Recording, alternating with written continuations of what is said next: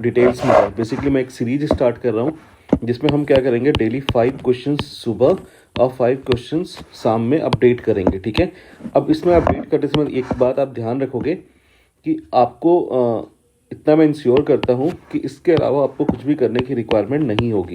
पहले आप इसे कर लेना, इसके बाद आपको लगता है कहीं से और भी कुछ करने की ज़रूरत है तो आप you are free to do that, okay. पर अब देखो, हमें 5 क्वेश्चन हम डेली कर रहे हैं। आज मैं ज़्यादा डिटेल में ब्रीफ में इंट्रोडक्शन नहीं दे रहा हूँ कि हमें आगे क्या करना है।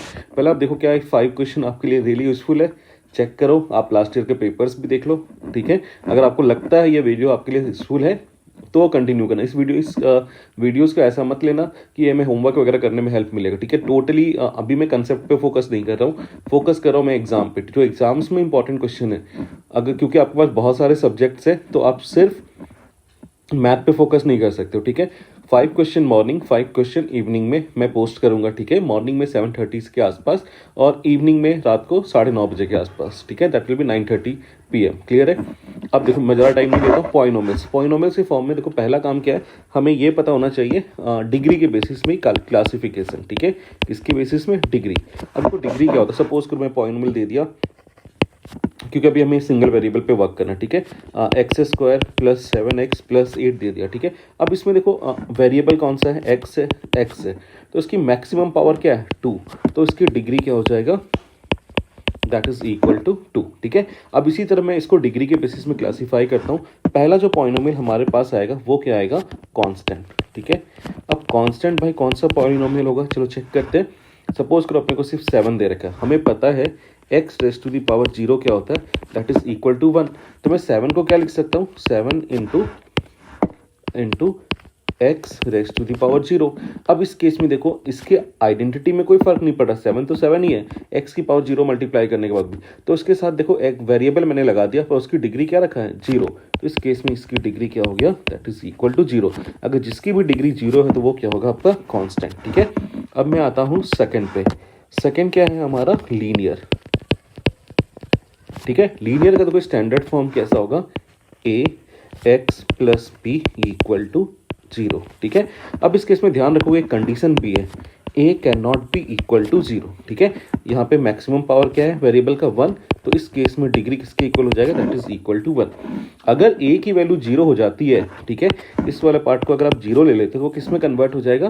कांस्टेंट में कन्वर्ट हो जाएगा, ठीक है। ये ध्यान रखोगे। कम टू द थर्ड, जो सबसे इंपॉर्टेंट है वो है क्वाड्रेटिक, ठीक है। और याद रखना लीनियर का ग्राफ कैसा बनेगा? जब भी लीनियर का ग्राफ बनाओगे it will be a straight line. इसका ग्राफ कैसा होगा? स्ट्रेट लाइन, ठीक है। अब आ जाओ क्वाड्रेटिक पे। क्वाड्रेटिक का जो स्टैंडर्ड फॉर्म है वो कैसा दिखता है? ax² + bx + c = 0। इसमें एक इंपॉर्टेंट कंडीशन क्या है? a can not be equal to 0। अब यहाँ पे देखो सारे वेरिएबल्स की मैक्सिमम पावर क्या है? यहाँ पे 1 है, यहाँ पे क्या है? 2 है, तो इसकी डिग्री क्या हो जाएगा? That is equal to 2। अब यहाँ पे जो इंपॉर्टेंट है आपको ध्यान देना है वो ये है कि a can not be equal to 0। अगर ऐसा होता है कि इस वाले पार्ट को मैंने 0 कर दिया तो इसमें क्या हो जाएगा? ये सिर्फ इतना रह जाएगा और एक इसमें कन्वर्ट हो जाएगा लीनियर, ठीक है। ये ध्यान रखोगे। दूसरा, अगर मैं इसकी ग्राफ की बात करता हूँ, सपोज ये हमारा x है और ये y एक्सिस है, इसका ग्राफ हमेशा पैराबोला बने। जरूरी नहीं कि ऐसा बने, ऐसा भी बन सकता है, ठीक है। पर इसका ग्राफ क्या होता है? पैराबोला। ऐसे आपको 1 मार्क से क्वेश्चंस मिल सकते हैं इस पे, ठीक है। नेक्स्ट में क्यूबिक पे आता है, उसकी डिग्री 3 रहेगा, ठीक है। अब आते हैं इस पे बेस्ड पे फटाफट। इसका एक और इम्पॉर्टेंट पार्ट है, ठीक है, मैं क्वाड्रेटिक में ही कवर कर देता हूँ। जैसे क्वाड्रेटिक का जब हमने स्टैंडर्ड फॉर्म लिया था तो क्या लिया था? ax² + bx + c = 0, ठीक है। अब उसमें देखो एक इंपॉर्टेंट चीज़ आपको पता होना चाहिए, सम ऑफ जीरोस क्या होता है, ठीक है। सम ऑफ जीरोस, एक्चुअली हम जीरोस होता क्या है? एक्स की वैल्यूज, एक्स की यहाँ पे मैक्सिमम कितनी वैल्यू हो सकती है? 2। जितनी डिग्री हुई उतनी वैल्यूज होगी, ठीक है। तो हम क्या लेते हैं? मान लो x1 उसको अल्फा लेते हैं और x2 दूसरा वैल्यू है x का, इसे हम बीटा लेते हैं। तो सम ऑफ जीरोस हमारे पास क्या होता है? Alpha + beta. अगर मैं डायरेक्ट फॉर्म में आपको बताऊँ, इसका फॉर्मूला क्या होता है? -b/a होता है, ठीक है। उसी तरह हमें एक और पता होता है, that is product of zeros, ठीक है। इस केस में इसको हम कैसे लिखते हैं? इसे हम लिखते हैं अल्फा इंटू बीटा, ठीक है, that is equal to c upon a के फॉर्म में लिखते हैं, ठीक है, ये याद रखना। अब देखो इसमें क्वेश्चंस कैसे आएंगे सर, हम इसको करके हमें क्या फायदा मिला, चलो एक एग्जांपल ले लेते हैं, ठीक है, एक एग्जांपल हम यहाँ पे लेते हैं। मैंने एग्जांपल ले लिया X square plus 7x plus 9 equal to 0। अब इस केस में देखो यहाँ पे ए बी सी क्या है, एक्स स्क्वायर के साथ कुछ भी नहीं है मतलब 1 है, तो ए की वैल्यू क्या है 1। यहाँ पे होता है बी, एक्स के साथ क्या होता है बी, तो यहाँ पे बी क्या है 7, और कांस्टेंट टर्म क्या होता है हमारा यहाँ पे 9 है, तो वो होता है सी, ठीक है। अब इस केस में मान लो हमसे पूछ लेते हैं सम ऑफ जीरोस बताओ भाई, ठीक है, तो सम ऑफ जीरोस क्या होगा अल्फा प्लस बीटा, फॉर्मूला क्या है माइनस बी अपॉन ए। यहाँ थोड़ा केयरफुल रहोगे माइनस के साइन के साथ। अब देखो माइनस पहले लगा दिया, बी की वैल्यू क्या है यहाँ पे 7, तो मैंने यहाँ पे लिखा 7, ए की वैल्यू क्या है यहाँ पे 1, तो मैंने लिखा 1, माइनस 7 अपॉन 1 क्या आ गया -7, ठीक है।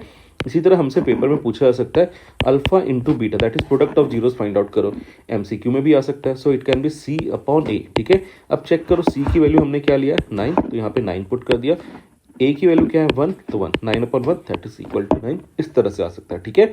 It can be asked in 1 marks question, इसी का एक 2 मार्क्स का भी क्वेश्चन है जो हम आगे डील करेंगे, ठीक है। नेक्स्ट आप यहाँ पे ध्यान से देखो, एक सिंपल सा क्वेश्चन पेपर में आता है, ये एक्सरसाइज 2.1 का ही पार्ट मैंने ले रखा है, ठीक है।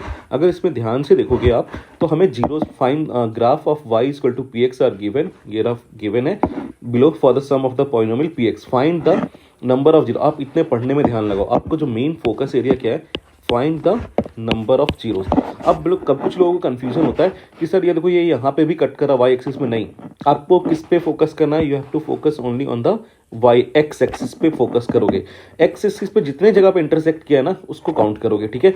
इस वाले फर्स्ट वाले फिगर में चेक करो, कहीं पे भी it is not intersecting at any point on the x axis, okay, that means इसके नंबर ऑफ जीरोस क्या है, मैं एक बार लिख देता हूँ यहाँ पे पूरा number of zeros that is equal to 0, ठीक है। अब सेकेंड वाले केस पे देखते हैं, एक्स एक्सिस पे कहाँ पे इंटरसेक्ट कर रहा है, it is intersecting eight 1 point, ठीक है, तो इसके नंबर ऑफ जीरोस कितने हो जाएंगे 1, ठीक है। थर्ड फिगर पे चेक करो, 1 पॉइंट पे, सेकेंड पॉइंट पे और थर्ड पॉइंट पे, तो नंबर ऑफ जीरोस कितने हो गए 3, ठीक है। सिमिलरली अगर आप देखोगे फोर्थ वाले डायग्राम पे, तो इसमें देखो कितने जगह पे इंटरसेक्ट कर रहा है, 1 और यहाँ पे 2 जगह पे, ठीक है, it is intersecting at 2 point, so the number of zeros will be equal to 2। Now come to the figure number 5, X axis पे चेक करो, फर्स्ट जगह पे, सेकेंड, थर्ड एंड 4, तो नंबर ऑफ जीरोस कितने हो गए यहाँ पे 4। इसी तरह चेक करो सिक्स्थ के लिए, फर्स्ट, सेकेंड और ये थर्ड, सिर्फ 3 जगह पे इंटरसेक्ट कर रहे, तो नंबर ऑफ जीरो क्या हो गया 3, ठीक है। अगर इसमें से पूछ लूँ इसमें से कौन सा डायग्राम लीनियर का है, ठीक है, 2 ही आ सकते हैं, लीनियर या फिर क्वाड्रेटिक। तो जो फर्स्ट डायग्राम है ये किस ग्राफ है, ये ग्राफ है आपका लीनियर का, किसका है लीनियर का। अगर मैं आपसे पूछ लूँ कौन सा ग्राफ क्वाड्रेटिक का है, तो ये देखो यहाँ पे 2 जीरोस है ना, ये किसका ग्राफ है क्वाड्रेटिक